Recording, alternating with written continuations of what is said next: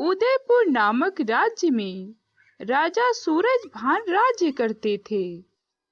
राजा सूरजभान को शिकार करने का बहुत बड़ा शौक था।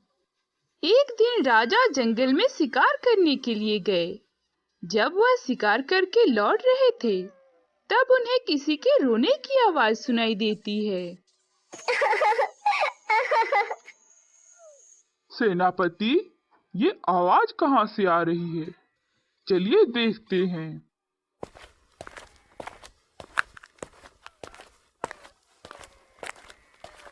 हे देवी, आप कौन हो और यहाँ इस जंगल में क्या कर रही हो?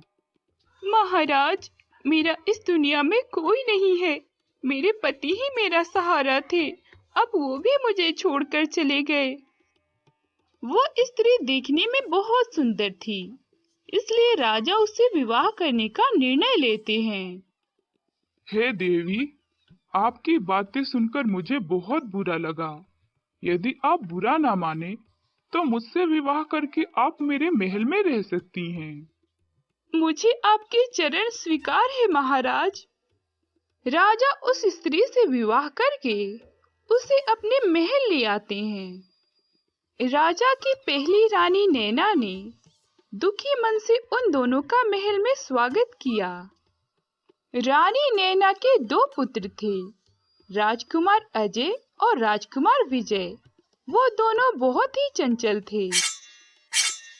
लेकिन जब से छोटी रानी माया महल में आई थी, तब से वे दोनों बहुत चुप-चुप से रहने लगे। महाराज, मुझे तो बहुत चिंता हो रही है।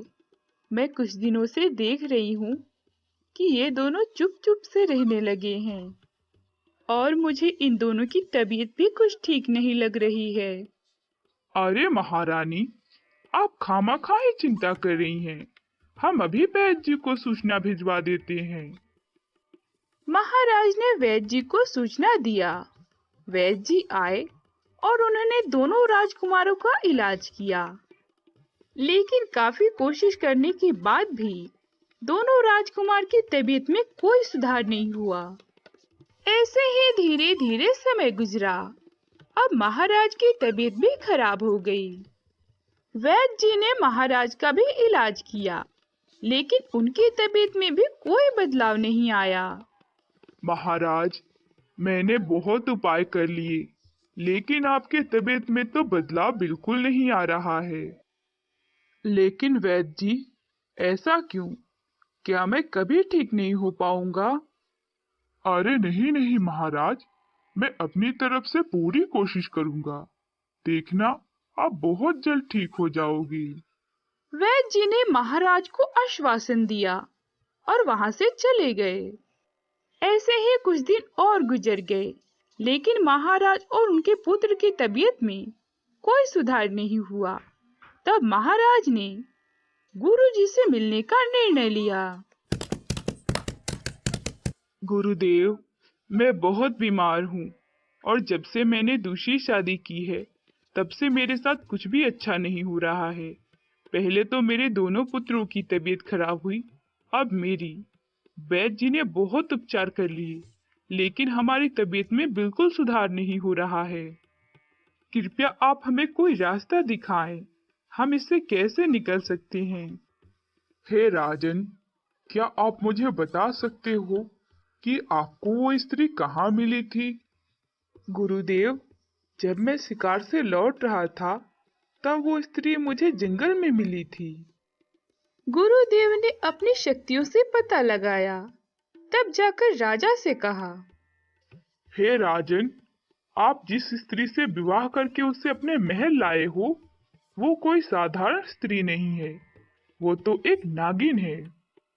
हे राजन, आप कभी जंगल में शिकार करने के लिए गए थे और गलती से आपने उसकी नाक को मार दिया है।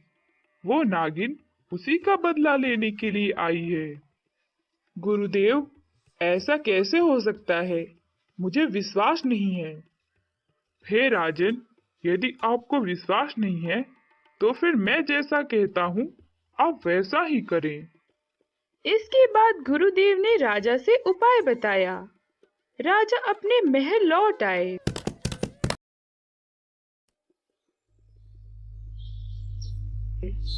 एक दिन राजा बहुत ही उदास बैठे हुए थे।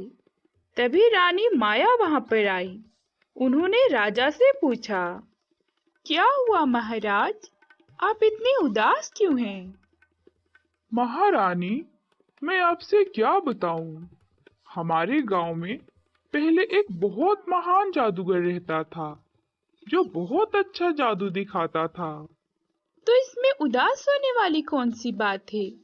आप किसी और जादूगर को बुलाकर जादू देख सकते हैं।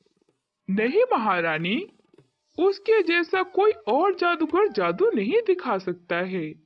वह जादूगर एक छोटे से बोतल के अंदर घुसकर बाहर निकल जाता था। बस इतनी सी बात? आप इसी बात के लिए इतना उदास हैं? ये काम तो मैं भी कर सकती हूँ। लेकिन लेकिन आप कैसे?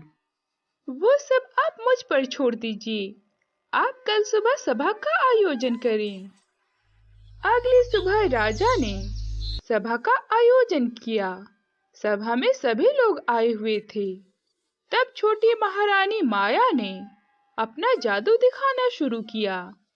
जैसे ही वह अपना शरीर छोटा करके एक बोतल के अंदर घुसी, तभी राजा ने उसका ढक्कन बंद कर दिया।